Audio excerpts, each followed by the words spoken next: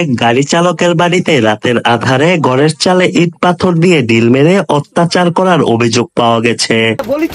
শুধু ঢিল মেরেই ক্ষান্ত হয়নি প্রতিপক্ষ আব্দুল বাতেন। বাসাবাড়ির সীমানার টিনের বেড়ার ফাঁক দিয়ে রাত বিরাতে এসিড নিক্ষেপ করার ঘটনাও ঘটেছে। এমন ভয়ানক নিষ্ঠুরতম ঘটনা নিত্যদিনের বলে জানায় ভুক্তভোগী গাড়ি চালক আলামিন। হৃদয় বিদারক ঘটনার স্থান গাজীপুরের কাপাসিয়ার বাসস্ট্যান্ড এলাকার। বাসস্ট্যান্ড থেকে শ্রীপুরের দিকে 100 গজ সামনে গিয়ে পশ্চিমের দিকে বাড়ি গাড়ি চালক আলামিনের। ছোট্ট একটি খুপড়ি ঘরে স্ত্রী সন্তান নিয়ে কোন রকম বসবাস করেন।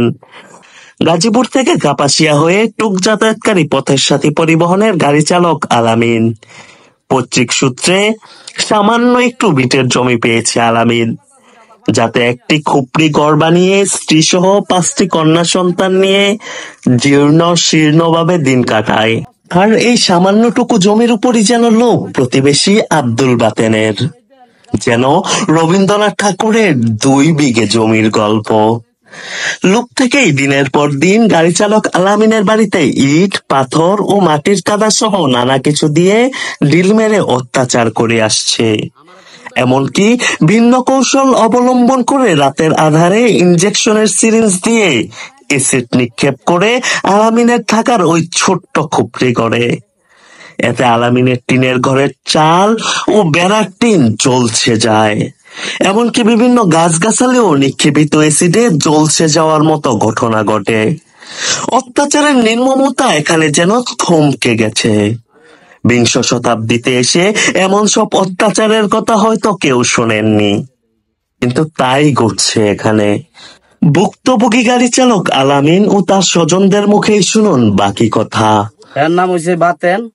হ্যাঁ, পারিবারিক শত্রুতা।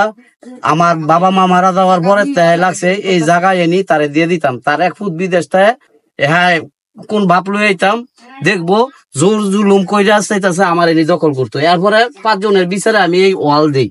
ওয়াল দেওয়ার পরে আমার এই ধরনের অস্তিষ্ক শত্রুতা আমি করতেছে। এবার অস্তিষ্ক ভাষায় গালিগালাজ প্রত্যেক দিন, খোদার 30 দিন রাত করে ধুমধাম চাক্কা মারে আমার ঘর টেরা হয়ে গেছে। চাক্কার ঠেলায় আমি যে কামাই করি আমি মনে হয় টিনও লাগাইতে পারতাম না। এইভাবে আমি বসবাস করতেছি, টাকা রোজ পাই। আমি কেমবে কি করবো কোন ভাই? আমি এইরকম একটা ঘর করতে পারবো? এই দেখেন আমার ঘরটা টেরা বানাই দিয়েছে। আপনারা দেখেন, যদি মিথ্যা হয় তাহলে আমার বিচার করবেন।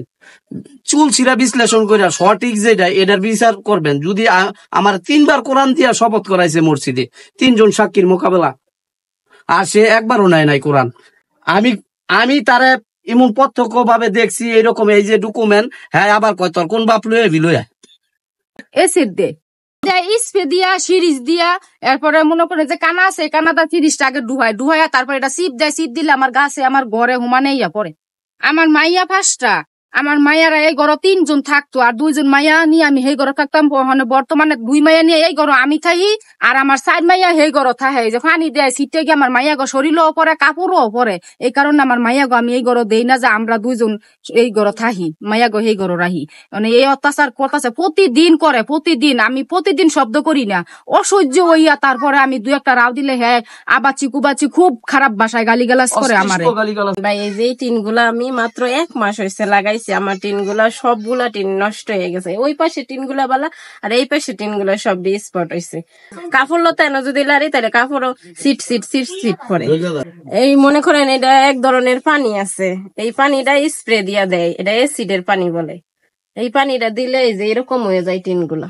এই যে আমগো পাশে এই বাড়ি থেকে আসে স্প্রেটা সুরসুরায় যাইতেছে, দেখা যাইতেছে মেঘের মতন হুমানে যাইতেছে। পরে ধরেন কাপড় হলে কাপড় টেরা হয়ে যায়, পরে টিনু হলে দাগ হয়। টয়লেটের পাইপটা ভাঙ্গা, মুখটা কইছি কয় যে ঠিক করে দেন টয়লেটের পানি যেন যায়, গেলে আরো গালাগালি করে, কিছু কইলে গালাগালি করে। মানুষের অসুবিধা যাইতে তারা কইলাম যে পাইপটা লাগাই দেয় না। একটা লেবু গাছ, পাশে আর একটা গাছ। পাশের গাছটা সতেজ, কিন্তু লেবু গাছটার মধ্যে বোঝা গেছে যে কোনো বিষাক্ত কেমিক্যাল দেওয়া হয়েছে, এই কারণে গাছটা এমন হয়েছে। বা টিনের মধ্যে কয়েকটা টিন মানে বিষাক্ত কেমিক্যালের কারণে স্পট হয়েছে, আর পাশের টিনগুলি সতেজ আছে। বাতেন সাহেব মানে দীর্ঘদিন যাবত মানে শুনেছি যে কাকারে এসিড মারে, আলামিন কাকারে এসিড মারে। এটা দীর্ঘদিন যাবৎ শুনেছি এবং অত্যাচারে পুলিশ আইছে অনেকবার এবং কইছে এটা এলাকার মানুষের সমাধান করে দিব, সমাধান বললে আবারও এরকম মানে এরকম চলতেছে। এবং কাকায় ওয়াল ফোন তো করছে এসিড না হওয়ার লেগে, এরপরও এই এসিড মারে, কয়দিন পর পরে শুনি এসিড মারছে।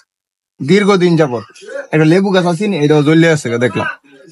আবার এন এই তরি তরকারি এটা লাগাইছে উপরে আলামিন কাকায়, আবার কইতেছে কয় আবার এসিড মেরে এই গাছ পুইরা লাইছে। তবে ভুক্তভোগী আব্দুল বাতেন কি বলছেন তাও আপনাদের শোনাতে চাই। যন্ত্রণায় থাকতাম পারি না। হ্যাঁ, সমস্ত রাইতের 12টার মধ্যে হ্যাঁ করে, তারপরে তার বউরে হঠাৎ তুলে দেয়। তার বউ সমস্ত রাইত আমার ঘরে দিছে না, এই এসিড মারে আর পানি মারে, এগুলি বাইরে আমার শরীরে পড়ে। আমি কোনো ভাবে পারলাম না, তাকে বুঝাইতাম আমি যদি ঘরতে বাইরে যাই গেট পেলে তাইলে তারা দৌড় দেয় জায়গা ভাই। এই অবস্থার পরিস্থিতি করে আমার সমস্ত রাত সমস্ত দেখে এমন কোনো দিন বাদ নাই। কিছুক্ষণ আগে চাষা আমি এনে শুয়ে রয়েছি, বুঝছেনি, পট করে পানি পড়াই জানো, তাই আমি থাক পানি পড়ুক সমস্যা নাই। বউ একটা কাম করে, বড় বড় জিগা তুমি ডাক ঠাস করে চাকা মারছে আমার সালে মাঝি। হ্যাঁ, বই থেকে যদি আমি করি তাহলে আমার বিচার হোক,